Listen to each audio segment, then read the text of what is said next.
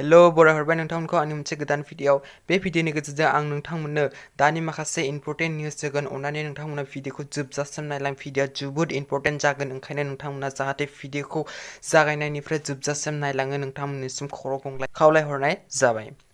जागायनायनि सिगां जुदि नोंथांमोना दासिमबो बे चेनेलखौ साबस्क्राइब खालामाखैब्ला अननानै प्लिज साबस्क्राइब खालामना ला आरो साबस्क्राइब खालामखांनायनि उनाव खाथियाव बेल आइकन फैगोन बे बेल आइकनाव थुनानै अलाव सेलेक्ट खालामना लायोब्लानो जाबाय। अके लोगोफोर भिडिअ'खौ जागायनोसै।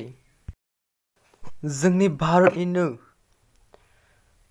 बलिउड एक्टर अमिताभ बच्चननि देहायाव दिनै कर'ना भाइरास पजिटिभ मोननाय जादों। बेजों लोगोसेनो दिनैनो बिनिनो फिसाज्ला अभिषेक बच्चननि देहायावबो कर'ना भाइरास पजिटिभ मोननो हादों। जोबोद दुखुनांथाव खौरां होननानै बुंजायो मानोना बिफा फिसाज्ला सानैनि देहायावबो पजिटिभ मोननो हादों। दा मा जायो इसोरासो मिथिसै, इसोरनि आखायावसो दंसै। आसा खालामो बिथांमोना जों जाहाथे थाबैनो हाबो, थाबैनो मोजां जाफिनो बेखौनो जों गसाइनिसिम आरज खालामहरनाय जाबाय। अकिल गोगोई बिथांखौ कर'ना भाइरास दं होननानै एसे लोमजानायनि जोहै बिथांखौ हस्पिटालाव लाना थांदोंमोन। नाथाय डाक्टारा क्लियारनो बुंबाय आरो हेमन्त बिश्व शर्मायाबो टुइटारनि जोहै फोरमायदों जे बिथाङा जेबो कर'ना भाइरास पजिटिभ गैया, कर'ना भाइरास गैया।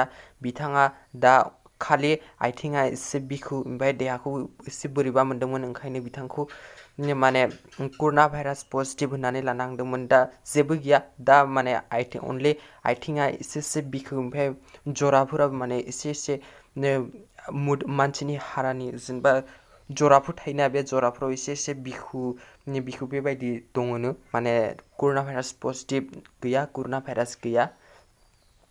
दा डाक्टारा क्लियारनो बुंखाबाय जेथिया गैया बिथांनो कर'ना भाइरास गैया आरो।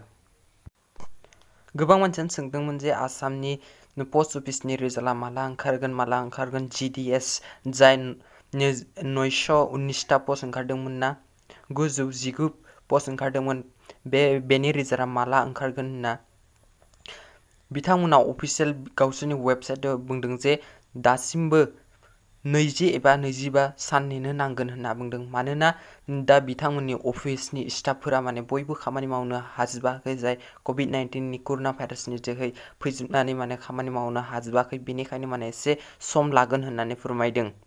मोनगोन साननैसोनि उनाव 20 बा 25नि उनाव माने बिथांमोना होगोन होननानै बुंदों।